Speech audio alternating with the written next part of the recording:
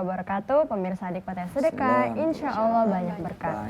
Pemirsa, setiap hari selalu ada pelajaran baru yang kita sama-sama pelajari ya Mi ya. Dari bintang tamu yang sudah hadir ke Adik Paten Sedekah. Nah insya Allah hari ini juga ada bintang tamu spesial Mi. Seorang dokter yang kemudian beliau ini tidak hanya mengamalkan kemudian pelajaran sebagai dokter gitu ya, tapi juga mengamalkan sedekah. Dan ada banyak keajaiban-keajaiban yang kemudian dirasakan oleh beliau Mi. Contohnya, beliau itu pernah divonis mandul, gak punya anak. Tapi efek karena sedekah itu akhirnya mengantarkan beliau punya 6 anak sekarang. Kita akan sama-sama belajar lah pemirsa, karena ini temanya adalah belajar dan mengajar. Ya kita juga sama-sama belajar, terus Papa juga ngajar gitu kan, kita sama-sama mendengarkan. Kalau gitu langsung aja Papa kita juga ikut belajar. Ikut belajar benar. Iya. Seneng nih dengar tamu ini, pemirsa bakal seneng karena setiap dites sampai anak ke-6 juga katanya tetap mandul. Dan background beliau kan dokter ya. Iya. Ya udah, mana ya tamunya? Iya, langsung ya. Itu tuh udah ada Mi. Oh, udah ada ya. Sekalian ambil teh nanti Kom ya. Udah. Assalamualaikum dok. Insyaallah, alhamdulillah, sholli ala Muhammad. Fadl dok. Pemirsa sambil zikir pagi ya. Bismillahilladzi la yadurru ma'asmi syai'un fil ardi wala fis sama' wa huwa samiul alim. Bismillahilladzi la yadurru ma'asmi syai'un fil ardi wala fis sama' wa huwa samiul alim. Bismillahilladzi la yadurru ma'asmi syai'un fil ardi wala fis sama'i wa huwa samiul alim. Jangan sampai ada yang kena Covid deh. Sedunia insyaallah. Amin. Assalamualaikum, Dok. Waalaikumsalam warahmatullahi. Tinggal di mana sekarang? Sekarang di Serang, Ustaz. Di Serang. Ya. Masya Allah. Masih jadi kepala rumah sakit? Alhamdulillah masih, Ustaz, masih dipercaya. Sehat semua ya teman-teman ya? Alhamdulillah sehat. Mohon doanya. Nggak ada lah insyaallah ya. Yang nyusahin, yang nyulitin ya. Amin. Amin, insyaallah. Dok, ini Dokter Badrus dengan background seorang dokter, ketika tahu mandul apa yang dirasa waktu itu? Waduh, Ustaz, kita itu kan udah tahu ilmunya ya, terus kemudian diberitahu sama spesialis obgyn. Waduh, spesialis obgyn yang beritahu nggak bisa punya anak gitu. Waduh, nangis kita. Kalau saya mungkin yang laki-laki ya, pasti putus lah harapannya. Istri yang terutama yang sangat terpukul sekali. Jadi waktu itu kita masih sepeda motoran, Ustaz.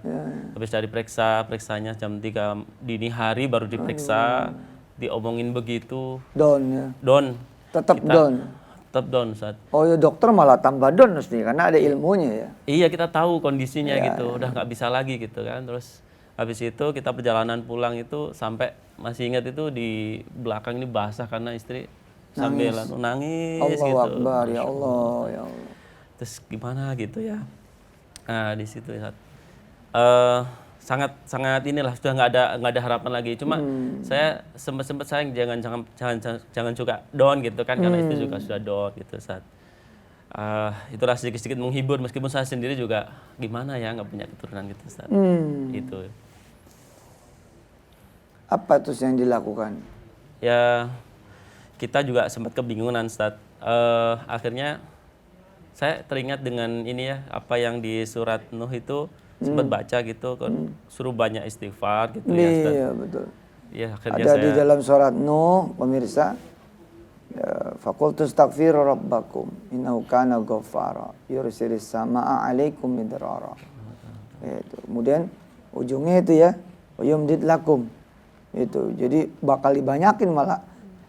Jadi bukan cuman bakal dapat anak, tapi bakal dibanyakin gitu kan. Yang wali wabanina, harta dibanyakin, anak dibanyakin. Jadi pemirsa betul, ini buat saya juga nih. Ya, jadi kalau pemirsa nggak punya harta, nggak punya anak, kata Dokter Badrus, beliau dapat di dalam surat Nuh gitu Kak Umi, harus banyak istighfar.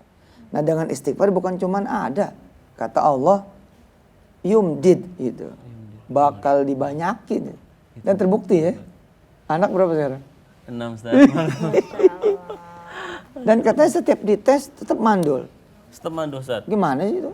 Iya. Gimana ceritanya? Ya kan kita sebagai profesi dokter ya, anak pertama kita harus bayi tabung. Tapi setelah kemudian saya baca-baca bukunya Ustadz, Mujizat Sedekah gitu kan. Waktu itu saya ingat tabungan itu tinggal 10 juta gitu ya. Habis itu di waktunya kurban gitu. Udahlah bismillah gitu ya. Kata habis baca itu termotivasi banget kita. Bismillah, kita coba aja ini. Apakah ini nanti jadi jalan keluar kita gitu. Karena kalau bayi tabung waktu itu udah 100 jutaan ya. Udah kan 10 kali sodako nanti baliknya 10 kali gitu Iya, ya. jadi 100. Iya, Iya. udah 10 juta deh. Itu bayi tabung betul berarti. Karena Iya, itu, bayinya Ustaz. tabungan kan. Iya. Bayi tabungan. Oke, terus? Nah, dari situ kemudian kita sedekah sapi kurban Sapi, itu. Setelah itu ternyata kita tetap terapi Ustaz, 1 tahun, hasilnya tetap nggak ada perkembangan awalnya ya. Setelah itu kita hentikan, sudah pasrah dah, sudah sambil nunggu tabungan lagi untuk bayi tabung ya. Setelah itu ternyata 1 bulan setelah kita nggak terapi, malah Allah kasih itu Ustaz. Masya Masya Allah. Kita juga nggak percaya sampai 2 kali, 3 kali tes kehamilan gitu ya. Oke.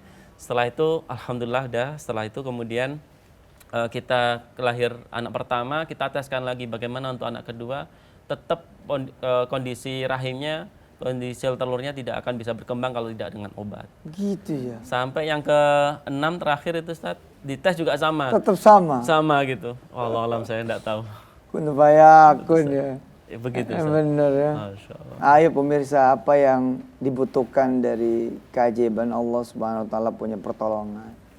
Ya, pemirsa nggak punya duit, nggak punya kerjaan, nggak punya suami, nggak punya istri, nggak punya keturunan seperti kemarinan Dr. Badrus. Kalau sekarang beliau udah 6 ya pemirsa. Kak Wirda misalkan anak-anak kuliahan pengen membiayai sendiri biayanya. Ya, Kak Kumi dari mulai kecil udah pada pengen punya anak asuh. Keajaiban itu tuh ada gitu ya. Keajaiban itu tuh benar-benar tersedia gitu. Tinggal kitanya percaya apa enggak. Kitanya kemudian mengimani apa enggak gitu kan. Dan itu apa sedekahnya gitu kan. Apa kemudian kebaikan kita sama orang lain. Dan mungkin juga Dr. Badrus kan bukan sedekah sapi itu saja yang menjadi sedekahnya beliau, tapi mungkin sedekah ilmu itu kan. Bagaimana kemudian Dr. Badrus menjadi dokter lalu melayani orang.